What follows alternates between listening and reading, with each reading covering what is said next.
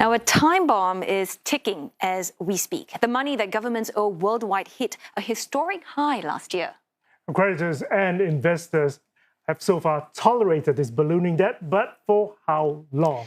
Well, CNA's Lok Wei Su took a deep dive into sovereign debt, worked very hard on this story, and she joins me now to tell us a little bit more about what this is all about. So, Wei Su, first up, it's not new, right? Governments basically functioning while incurring debt. So, what is it that's the problem this time around? I suppose I'm no economist, and I will quote everything I say will be from the people I've spoken to. So the suggestion is that you can do this, but for everything you do, there's always a cost. And that cost obviously will go up if interest rates go up. So that's one thing.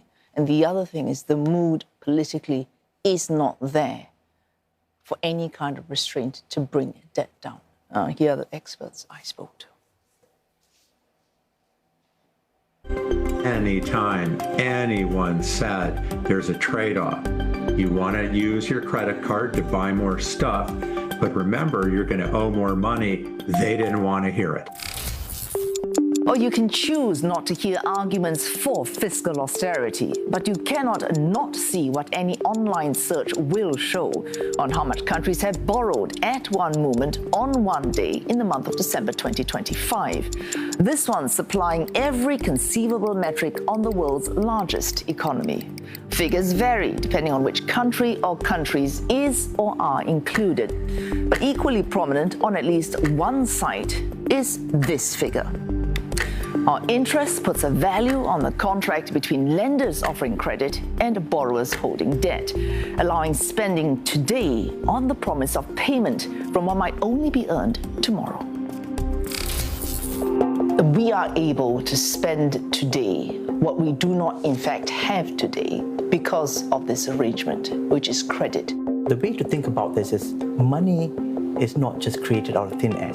Instead, deposits in the bank can then be lent out as credit. So the credit allows money to be multiplied 5-fold, 10-fold, 20-fold. And this credit, the other side of which is debt, is extended to corporations, households, and that's what circulates and leads to economic growth. All right, but that's assuming that the money you borrow goes into what you have suggested, very productive segments of the economy. For sure. And this is where debt and debt sustainability come in. One needs to look at the efficiency of spending. And then, some debt is better than others. Some spending is better than others. If you only incur debt for consumption expenditures, you will not have that productivity effect that would pay back for the debt. Debt is great. It's great to be able to borrow to buy your house or to buy stuff and to pay it back over time. It's great for the government to be able to borrow in a financial crisis, a pandemic, to deal with a recession, to pay for infrastructure. It's often much more efficient to allow debt to go up than to raise taxes. The thing is, how much do you let it go up? So there is no magic overall number, but it depends upon the growth prospects of a country. It depends upon the revenue capacity, the capacity to repay that debt out of existing resources. It depends upon the composition of debt. Who is it owed to? Is it domestic versus external investors? It depends upon the country's own vulnerability to shock. We're confronted with a trinity of risks. One is a geo-economic risk. We don't know whether we'll earn enough. Global trade is being threatened, so on and so forth. We've accumulated a huge amount of debt, and so we don't know whether the income can pay it off. That's one. The other is a lot of this debt was accumulated during a period of really low interest rates, whereas interest rates have risen and risen significantly so, which means the burden of servicing this debt has increased disproportionately. At some point, markets say, well, this is not acceptable to us. We demand higher interest rates because of the risk that we see in the future path of debt.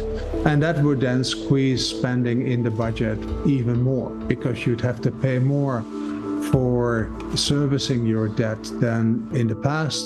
And that would then mean that politicians would have to get their act together to find those solutions. Interest costs for the United States have more than doubled. They'll soon have tripled over a very short period, thanks to the fact that these interest rates have gone up. So that's number one.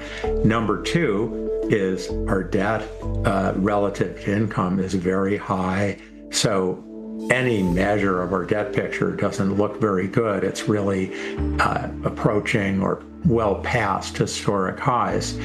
And then maybe most importantly, because let's remember, at the end of the day, it's political. Neither party is prepared to think about anything that would bring budget deficits. That's how much you're adding to the debt each year into line. Global debt is now on a steeper path than pre-pandemic projections. For about 1/3 of countries, they will see debt higher than pre-pandemic levels and rising faster. And these economies account for about 80% of global GDP, including the US, China, France, the UK, Brazil, and South Africa. Countries are currently facing a trilemma. So it's not just that they need to bring debt down, they're facing these massive spending pressures for economic security, to address population aging, among other factors. So these spending needs need to be accounted for, even as political red lines on taxation are becoming more entrenched. I don't think we are in a crisis at this particular point, but we may drift towards one without the political control that it takes to adjust spending, to increase revenues in some countries, particularly the United States. The tax levels have been cut so far, especially on the rich, that there is now a real tax deficit for the United States. Some other countries should probably spend a bit less and become more efficient. But it is a crisis, not yet. It is not accurate. It is in fact not useful to call this a debt crisis. I would tend to agree. The fact is, usually we would be able to identify periods of stress and crisis much better when we look back rather than at the point we're in it. But by and large, yes, I think at this point, debt servicing is not a huge risk in aggregate, but it is a growing risk. There's a big question mark as to where long-term growth prospects are headed. A second unknown is whether interest rates are going to remain higher for longer, or financial conditions are going to remain much, much more volatile. This also depends on the geopolitics of it. This could have a huge bearing on countries' debt carrying capacity. If you cut interest rates now, it's not going to drive inflation up right away. These things take a long time. They're slow, they're insidious, frankly, much like tariffs. Tariffs don't necessarily cause huge growth damage right away, but over the long run, believe me, they do. We don't know how much debt is too much. It's just not known. We don't know what the limit is.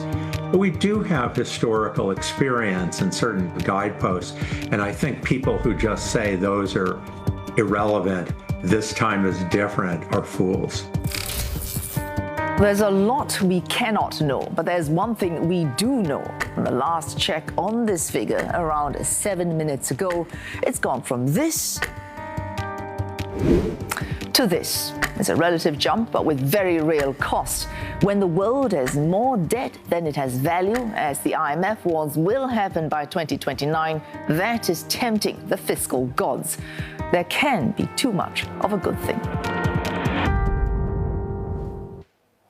Wait, so I have to ask, Japan is often cited as proof of a country with a massive debt pile, but the market didn't implode. I mean, even after the bubble back in the 80s burst, they actually borrowed more debt to spur growth. Today, the economy is still mired in a debt pile. So is that debt relatively harmless, or has it been slowly eating away at the country's wealth bit by bit? I suppose anyone who says, and I'm quoting others, that this debt is harmless, would be looking at, and I call the IMF here, who holds the debt?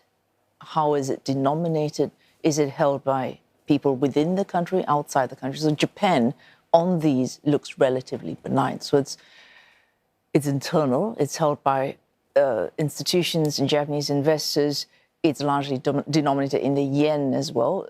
So all these things make it look harmless. But according to this former chief economist of the IMF, anyone who says so hasn't really looked at Japanese debt.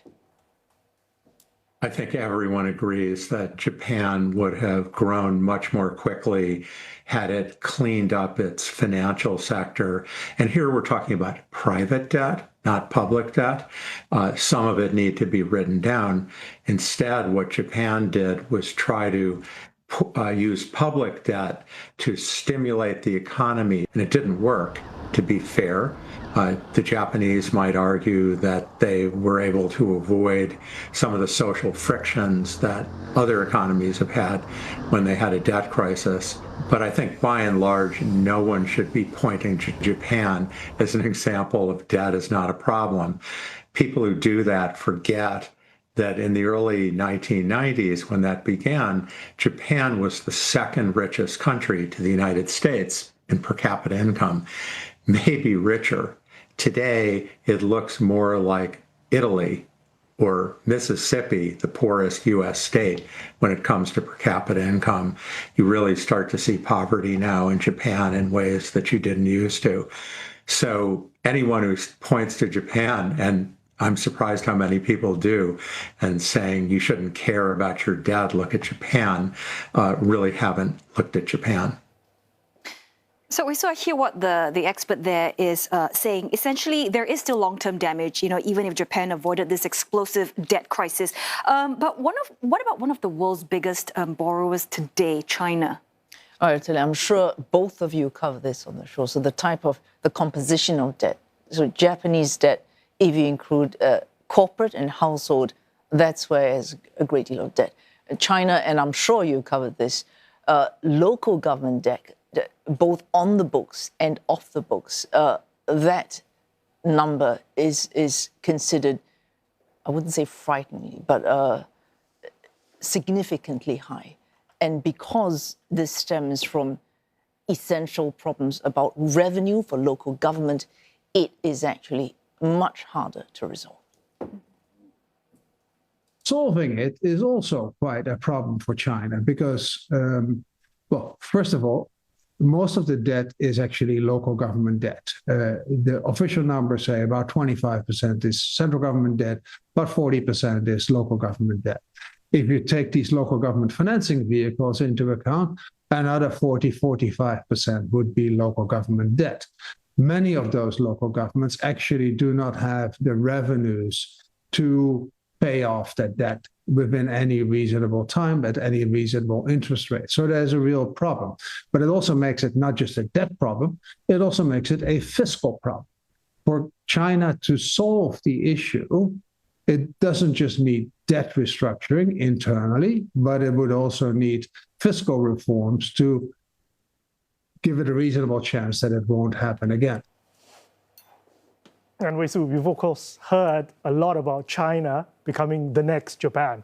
I mean, when you look at the wealth erosion that's seen from the Japanese bubble back in the 80s, compare that with China so far. I mean, are we talking about the same kind of shocks, similarities? Superficially, there are similarities. They both have issues with aging populations. There are also structural similarities. But on sheer scale alone, there are very real differences. Let's take a listen again.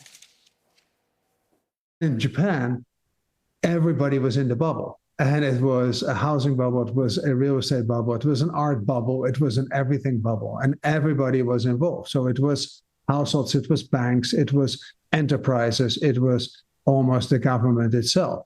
The losses on the balance sheet until now were far bigger in Japan than they have been in China. And I did some back of the envelope calculations. In Japan, according to the Bank of Japan calculations, about 250% of GDP in wealth was lost between 91 and 99. In China this far, if you look at real estate, about 70% of GDP in valuation has been lost. That's not trivial. And it's bigger than what was lost during the United States real estate bust in 2007, 2008. but it's not nowhere near comparable with Japan yet. Of course, things might turn worse, and if there is not a more systemic resolution, things will turn worse than it is now. Nevertheless, at the moment, not yet a comparison.